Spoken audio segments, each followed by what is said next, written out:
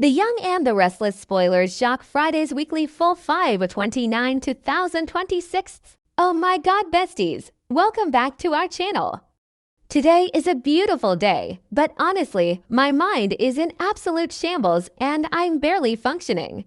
I am literally filming this while running errands because I just had to jump on here and vent before my brain literally explodes from the sheer audacity of what we just watched. You guys, I am deceased. Stop what you are doing right this very second. I am literally shaking. Wait, we need to talk about this now. I was mid-skincare routine, literally smearing a charcoal mask all over my face and probably ruining my aesthetic rug when this episode aired, and I had to straight up yeet my phone across the room. I am hyperventilating. Send help. My soul has actually left my body. We are not just watching this show anymore. We are invested. And I am personally, deeply, straight up offended by the absolute cinematic mayhem that just went down. This is not a drill. This is a full-blown psychological masterpiece of chaos, and the stakes have never been this astronomically high. I am physically vibrating from the stress of it all. Wait, backtrack for a second. I missed a step. Okay, so let's set the scene for this absolute dumpster fire of a confrontation. We are with the Newmans, and the vibes are genuinely so unhinged. Victor Newman is standing there looking like the absolute godfather of Genoa City, and he is just unleashing his fury on Phyllis Summers, and honestly, I am so here for it. Victor is straight up furious that Phyllis was trying to negotiate with Nick behind his back. And Matt Clark, the absolute menace of the century, looks at Phyllis and has the absolute nerve to ask, Phyllis, are you selling me out, bestie? Be for real right now. You are a literal villain. But Phyllis, which is honestly so unhinged, actually defends him. She turns to Victor and Nick and basically says that she is trying to help Matt because he is not the same man he used to be. I am sorry. What? Phyllis is officially on my do not perceive list. I am so done with her delusion. How are you going to defend the man who has literally terrorized this family? Did I say that yet? Oof, my brain is mush. Moving on.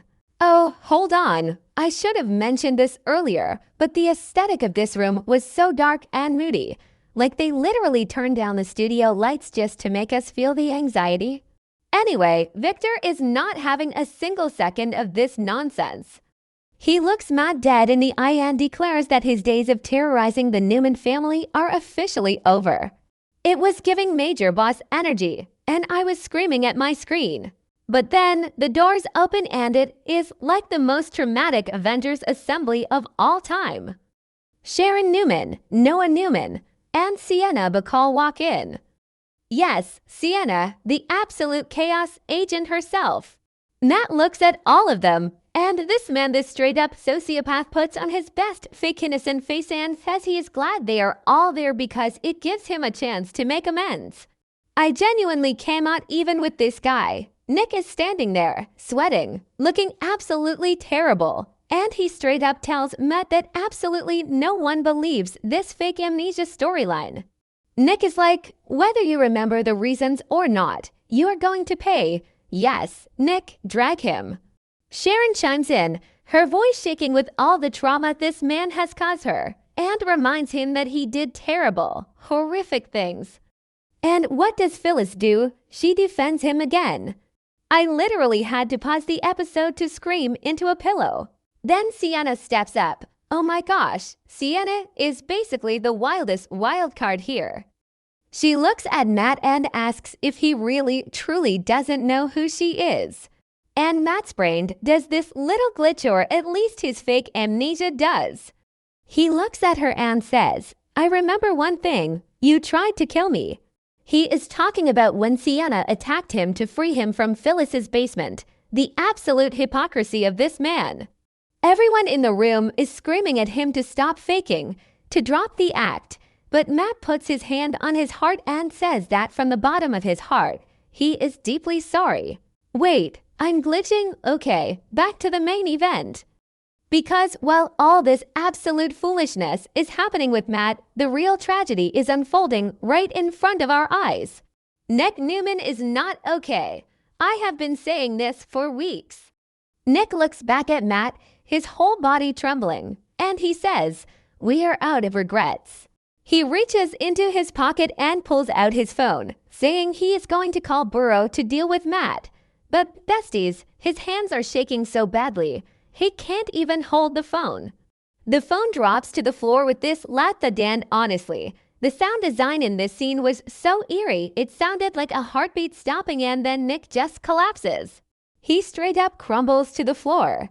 I literally stopped breathing. Sharon and Victor rush to his side, absolute panic in their eyes. Phyllis is standing there looking completely clueless, asking what is happening. And Matt Clark, the man who is the root of so much of this evil, looks down at Nick with this cold, calculating stare and says he's overdosing. "You guys, I am deceased." Sienna is literally standing right there, the girl who sold Nick the drugs, the lace drugs that Matt orchestrated. And now Nick is dying on the floor in front of his father and the mother of his children. I am calling it right now, the villain arc is about to go nuclear.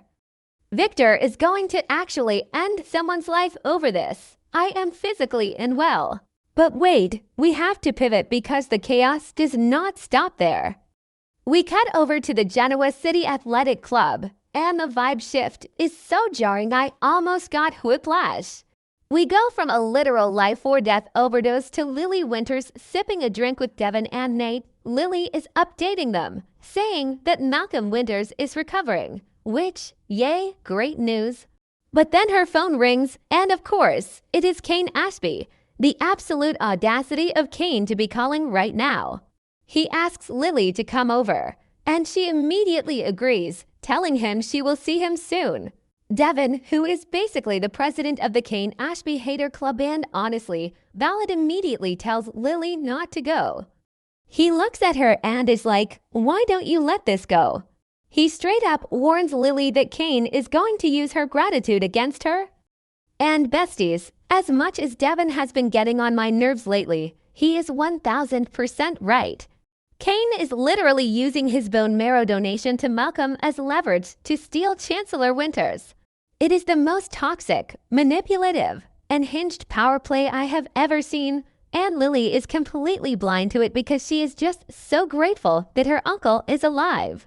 Lily absolutely loses it on Devin. She starts dragging him right there in the middle of the GCAC, telling him that he needs to let go of his anger and stop being so bitter.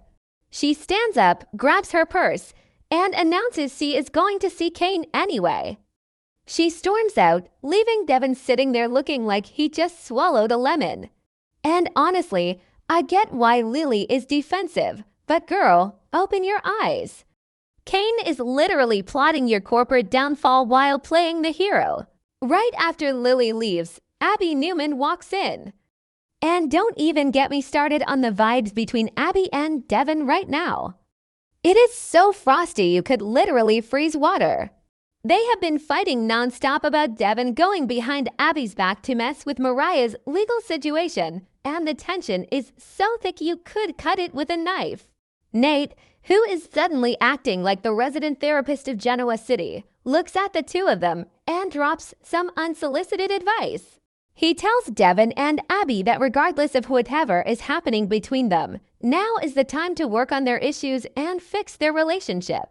Then he just casually walks away, leaving them to marinate in their own mess. I am genuinely losing my mind over all of this.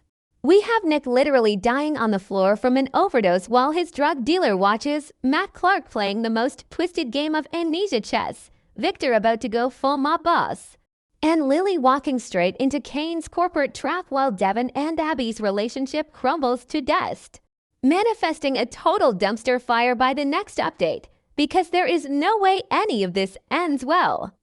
I am going to need 3 business days to recover from this episode. I am officially unwell. This show is my entire personality now, and I need to go scream into the void. Bye, besties.